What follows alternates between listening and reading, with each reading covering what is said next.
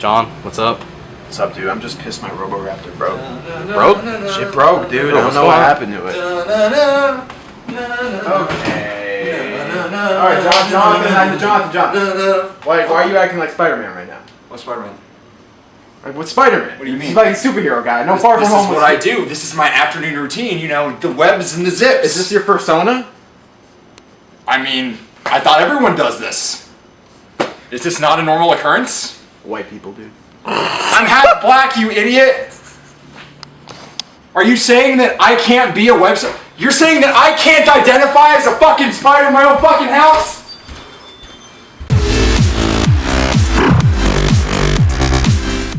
Hey, I'm Jonathan. And I'm Ethan. And we're here to review the highly anticipated sequel to Spider-Man Homecoming, Spider-Man Far From Home. Hell yeah. So I think that the world was really not looking forward to this movie too much before Endgame. Right. And then Endgame happened. And then we need answers. And we were like, okay, how's the world going to be like? Because spoiler alert for Endgame, I'm going to go ahead and just say it. Oh, for Endgame, okay.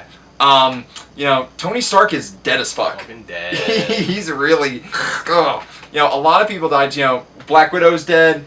The Avengers as we know it no longer exist. Cap's fucking old as shit. Yeah, so we basically have Tom Holland, you know, Peter Parker, and he's in a position he's never been before because everyone wants him to be the next Avenger. Actually, my girlfriend sent me a meme and it was pretty funny how in Homecoming he's like, I can't wait to be an Avenger. Come on, please let me join the team. And everyone's like, you're not ready to be an Avenger yet. And then Spider-Man Far From Home comes along and everyone's like, we need you to be an Avenger. And he's just like, no, I'm not doing it. Yeah. And you can totally understand where he's coming from because at the end of the day, he's a high school kid. He just wants to live a normal life. He just saved the freaking world from Thanos.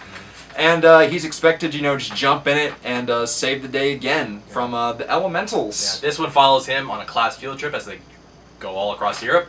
And S.H.I.E.L.D. is involved, and Mysterio is involved, and boy, there are hijinks. Oh, yeah. So, acting across the board is fantastic. Jake Gyllenhaal was an excellent pick for Mysterio. I heard someone say no matter what he's in, he'll give a solid performance, no matter what. He did. He really did. Honestly, I thought that he was a step up from Michael Keaton. Okay. Some people don't agree with that. I just really liked the direction that they took his character.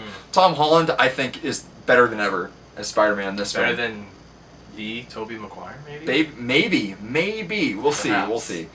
But he kills it. Samuel L. Jackson kills it. Literally, everyone involved with this film kills it. Mm-hmm. I gotta love Jon Favreau. I love Zendaya in this. MJ is thumbs up for me now. Great. Yeah. In terms of the writing, about, I want to say halfway through the film, it takes a heel turn. Mm-hmm. And anyone who was familiar with, you know, certain people in this film saw it coming. But when it does, and the way that they do it, it's so satisfying. I'm really happy they decided to go with that.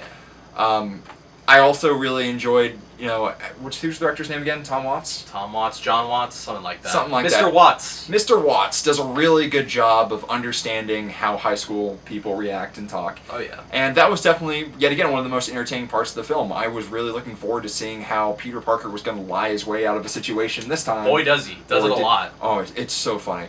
One of the big concerns I had, you know, this is the first Spider-Man film outside of New York, and I wasn't sure if that was going to be interesting. Right. And they really knocked it out of the park. We had some auction. We had some awesome set pieces. Yeah. In Italy, in Prague, London. Yeah. You know, crap goes down in really interesting ways. Visually, I thought that this movie was spectacular. There are some scenes I can't say what they are because it's a spoiler. There are some scenes. But after it happened, Ethan looked to me and said that one scene was better than the entirety of Spider-Man Homecoming. And I was true, man. It really is. For people that were excited for Mysterio, you get exactly what you wish you were. I told Jonathan there's one main storyline that the Mysterio character is known for. They go for it, they do it, and they do it completely. They do it completely well. That fits in the MCU as we know it, and everything just works out on his character. For sure, awesome stuff. The score was also great. Yeah, they've got that awesome symphony of. It's so exciting. It's great. It really pumps up. The action was considerably better than I thought Homecoming. I thought that Mr. Watts, I'm just going to call him Director Watts, really had a handle on the action, especially the final act. There was this really intense scene involving droids that ends in like a hallway, and Ethan and I were like, oh! Dude, watching I it happen. could not contain myself. We were just like, go get this man, exactly, Peter! Go whoop his ass! Yeah, like the entire theater was just like really into it. But, overall, Far From Home was pretty damn awesome. I want to go ahead and just give our scores here, and then I'm going to go into some spoilers. Sure, yeah. But Far From Home was pretty damn great. I thought it was a considerable improvement upon Homecoming. I'm really excited of where they took Peter and where they set up the MCU as a whole right now. Man, because this is tentatively the end of Phase 3. I know, and it's they really made something special. I've seen Spider-Man Far From Home, and I've seen Endgame a couple times at this point. And at this point, I have a hard time seeing which one I like better, which is a good thing. Yeah. So overall, I'm going to go ahead and give Far From Home a 4.5. I love this thing. It was really great. Oh, dude, do I want to go right there with you for the 4.5? Listen, I really liked Spider-Man Far From Home. There were so many cool action set pieces, so many character moments that I was just so engrossed by. I love Mysterio, I love Peter, MJ. Everyone was so good in this movie. It really was. I had some hype moments. You had hype moments. Big old 5. 5 Oh. out of 5, baby. Oh man, is 5 that out our of first of 5. the year? Man, hell yeah. 5, Oh! 5 out of 5. Well, you guys got it. You almost got a grunt. Well, no, because John didn't see it. John didn't see 'Cause it. he's John, a fucking bitch. John, we're gonna spoil it. All right. So close your ears. Close your ears. Put in your headphones. Anyways, let's go into our spoiler segment. Bam. Spoilers right at you. All right. So please, I'm gonna give you 10 seconds to leave before we 10 just start seconds. losing 10 our seconds. minds. Okay. You have 10 seconds, John. You have 10 seconds. Oh, he's in the bathroom. Well, too bad. He's in the bathroom. Close your everybody. ears. Ugh. All right. 3. 2, 1. So let's talk about that mid-credit scene. Not mid credits though. So, at the end, I'm like, okay, well, let's see where we're going here. Basically, Spider-Man is just taking MJ for a joyride. Not that kind of a joyride. This movie's PG-13 and they're in high school. Yeah. But anyways, they're just slinging through the city. He, basically lets her down. She's like, we're never going to do that again. And then Peter just jumps on a lamppost. We're like, okay, what a cute moment. Yeah.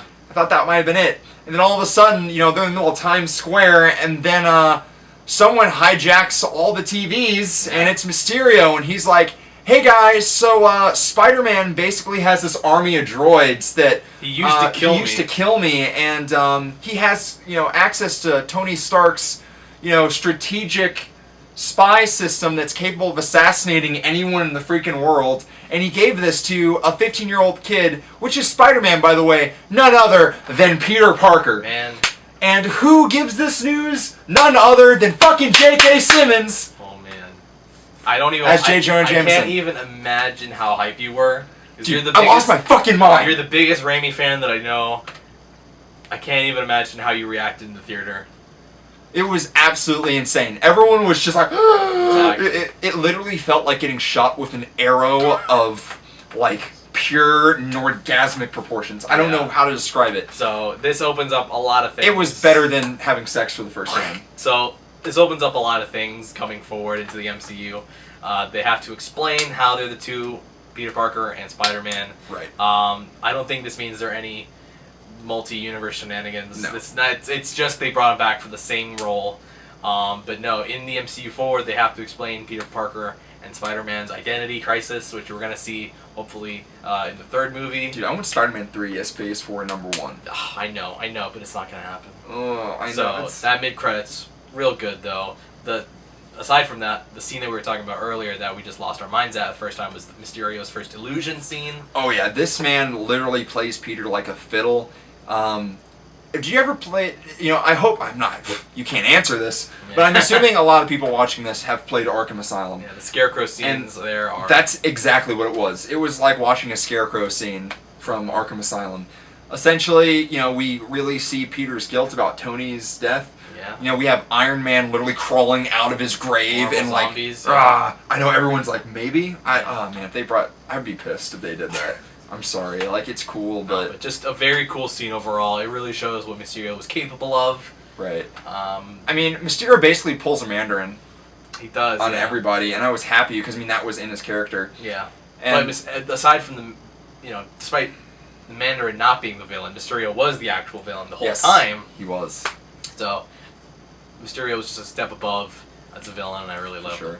Also, we can't forget, so Nick Fury and his partner, they weren't Nick Fury and his partner, they were actually the Skrulls from Captain Marvel covering for Nick Fury, because Nick Fury is off-world with an army of Skrulls for some reason. Because he's setting up SWORD, which is the space Shield agency. Yep. So that's gonna play Secret Wars. that's gonna play a big factor in the MCU coming forward.